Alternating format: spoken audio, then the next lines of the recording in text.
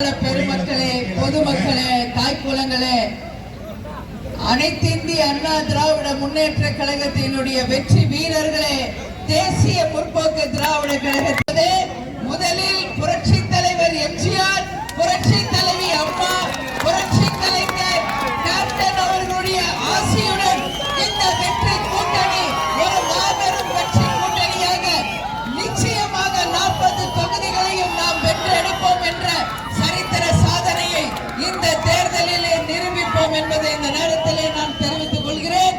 இங்கே வந்திருக்கும் என் சகோதரர் அண்ணன் ஏ வேலுமணி, முன்னாள் அமைச்சரும் இந்நாள் சட்டமன்ற உறுப்பினருமாகிய சகோதரர் வேலுமணி அவர்களுக்கும், முன்னாள் சபாநாயகர் இந்நாள் சட்டமன்ற உறுப்பினராக இருக்கும் அண்ணன் தரபால் அவர்களுக்கும், அதிமுகவின் இந்த தேர்தலிலே நிச்சயம் நீங்கள் அனைவருமே சிறப்பான ஒரு வெற்றியை இந்த தேர்தலில் தரணும்னு சொல்லி உங்க எல்லார்கிட்டயுமே கட்ட செயலாளர்கள், ஒன்றியம், நகரம், பேரூர் கழக, கிளைக்கழக நிர்வாகிகள், தொண்டர்கள் அனைவருமே இந்த கூட்டணியில மாபெரும் வெற்றி பெற செய்ய கூட்டணி தர்மத்தோடு ஒருங்கிணைத்து அனைவரும் சிறப்பாக செயலாற்றி இந்த தேர்தலிலே நமது வெற்றி வேட்பாளர் லோகேஷ் தமிழ்செல்வன் அவர்கள் மாபெரும் வெற்றி பெற நீங்கள் அனைவரும் ஒற்றுமையாக இருந்து செயல்பட்டு இந்த வெற்றியை, அவருக்கு வெற்றி கனியை தரணும் சொல்லி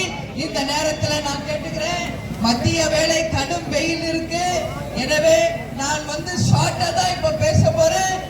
நீங்களோடு நான் உரையாற்றுவேன் என்பதை இந்த நேரத்தில் முதலில் நான் சொல்றேன்.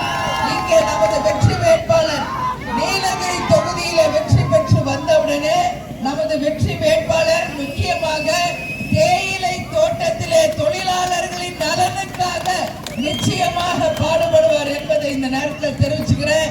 அதே போல அவிநாசி பேரூராட்சியில குடிநீர் பிரச்சனை நிச்சயமாக தீர்க்கப்படும்.